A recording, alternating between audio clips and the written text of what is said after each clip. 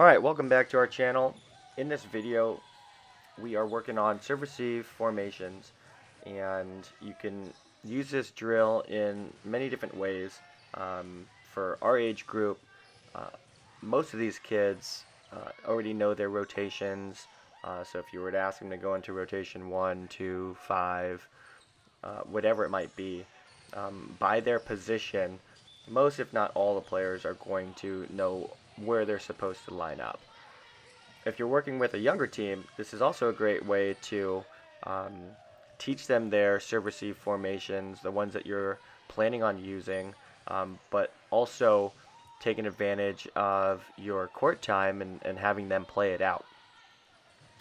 So what we have here on the near side is a team looking to score 5 points off serve receive, and it does not have to be first ball only. All they have to do is win the rally. And on the far side, the serve and defensive side, they need to score 3 points to win. So it's like a 5 before 3 type format. Came up with that format because early in the season, it turns out that this keeps the game pretty competitive. Our side out game is going to have a bit of an advantage right now over the serve and defensive side. Not that we're where we want to be in terms of team serve receive passing success, but more in that we have a lot of good hitters who are creative and know how to either win it on first ball or are patient enough to set themselves up to win it in transition. So 5 before 3 tended to be really good for us, and you're welcome to adjust that score to keep it competitive for your players. And we also wanted the games to be pretty short. As you can see, there were a lot of players here at our practice tonight, and we wanted the rotations to be, or rather, we wanted the games to be long enough where we could compete and have an opportunity to really learn their formations and rep it out, but also short enough where these switches and changes of position could happen relatively quickly. So 5 before 3, and we didn't actually go in rotational order. So it wasn't like we're teaching rotation 1, serve receive, and then rotation 2, 3, 4. We actually like to jump around because it requires a little bit more thought and a little bit more learning, where they can't just kind of, if I'm a middle and front row player, I can't just say, okay, when we rotate, now I go to this spot. Now, and when we rotate again, I go to this spot. They actually have to know what rotation are we in and where do I stand in those rotations. So that's why we jump around. We have enough players where we could go in rotational order and still mix up players so that they're getting front row, back row work, or they're off and getting rest. But we choose to do things in this way, so it keeps them thinking. If you look on the far side, now again, we had more than 12 players here at practice, so there are some kids that have to sit and wait off, and again, that's minimal waiting is okay. A little bit of rest will allow them to continue to go hard all of the time when they're on the court and in the drill. But you have to be careful of that as coaches, and we monitor that pretty closely. If they're off for too long of a time, they're going to get bored and disengage, or get cold and not be able to continue to push themselves at 100%. You're also going to notice that the players in the back who are serving serve only and don't enter the court to play. So again, it's just another way of getting one extra person involved who might be off waiting, but not completely off. So those players back there are meant to get their serving reps in, and I kind of leave it up to them. It's they don't necessarily have to serve once and then the next person serves and go in some kind of line. When you think about it, you want your servers to go back there and serve 2, 3, or 4 times if possible. You want them to go on a run. So we'll have rules where we say, okay, today we're going to alternate or switch, serve one and done, unless you get an ace. If you get an ace, then you've earned the right to serve again. And then other days, we just leave it up to them, or we make the decision for them and say, okay, we're going to let the same person serve until either their side loses, or maybe until they miss their serve, and then we'll go to the next server. Again, though, we want them getting those opportunities to serve multiple times in a row.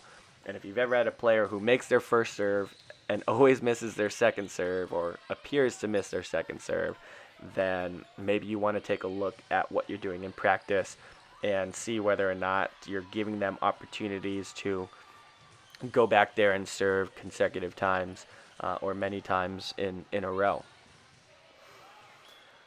Some more things about this drill format. Again, it was meant for serve receive. We were working on our side out game, and really the transition game as well. There were 2 points that we wanted to focus on, not necessarily learning where to start in rotational order, but more so, what we could do in terms of stretching what would be considered an in-system pass. Can we still set the offense that we wanted to set? Can we set it at the speed that we want to set it at, based on this range of pass, or not? And so they're working through reading the serve, the pass, the quality of pass, whether or not that changes the offense and the set that they're going to run, and doing it all in the context of playing the real game. As I'm watching here and doing this voiceover, I'm noticing, wow, we really were serving great yesterday in practice, and we're having a hard time passing. And as I'm watching, it's not like these were easy serves coming over the net. So at one point we had to bring them all in and say, hey, let's not be discouraged by the quality of pass right now. We are good enough where if we keep working and we pay attention and communicate and make good decisions, we can still win these rallies, even though we're not passing so hot, even though we're facing a really, really tough serve. And I liked the way the team responded, and actually we had a nice mix of sometimes the serve receive team won, sometimes the defensive team won. Sometimes the games were close, and both sides at 4-2 had game point, and other times it was kind of a blowout, more like a 4-1 or a 3-0 type thing, and that's okay. Again, I'm not here at practice expecting or needing things to look a certain way. We have a standard and expectation and some numbers that we know we need to hit in order to perform and compete at the level, the 18 Open level that we want to compete at. But it doesn't have to be forced, and certainly it's early in the season, and we need to learn to perform and play based on how we're playing that day. So you're going to see that we're very patient. We let things play out. We praise and give credit for great effort, and playing with the kind of intensity, teamwork, communication, and energy that we want.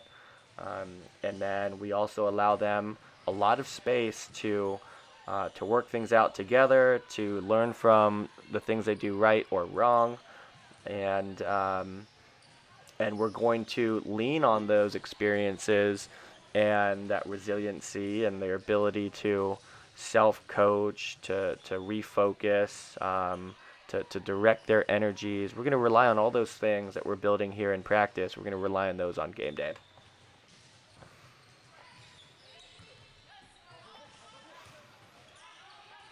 So this is, we don't really, I didn't really have a name for it, but we could call it 5 before 3 or 7 before 4, whatever it is that you want to do.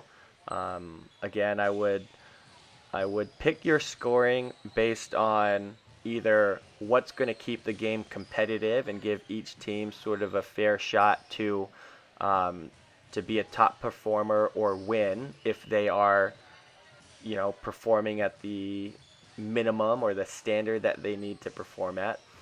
And then I would I would focus on this idea of keeping the main thing the main thing.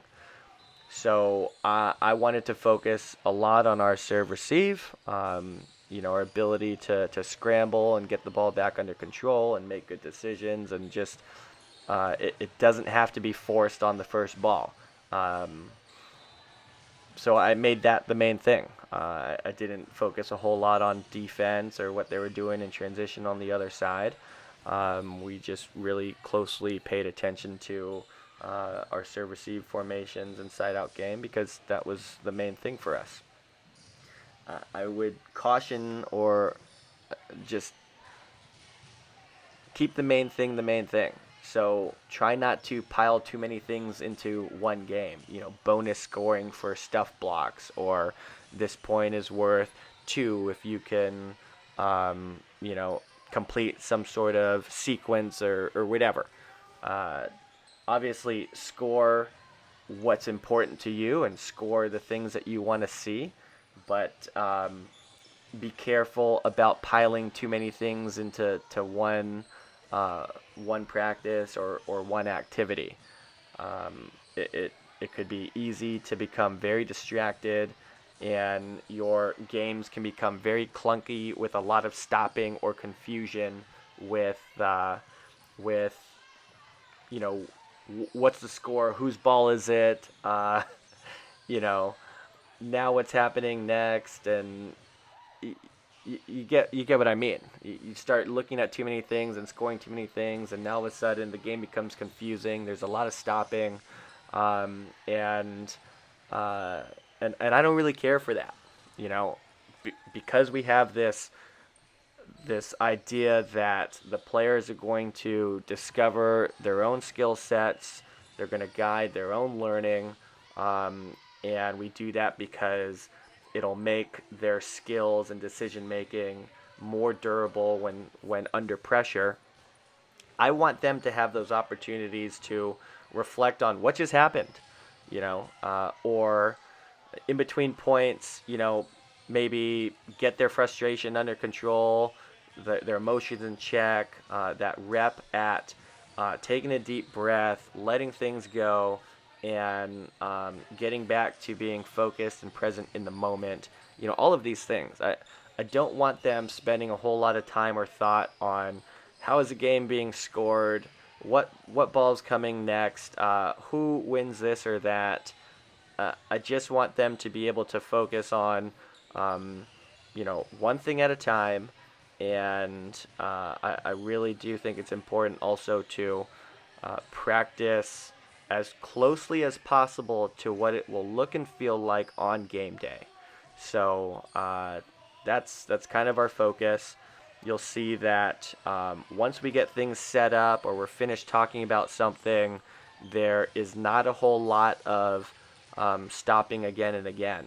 So we'll try to.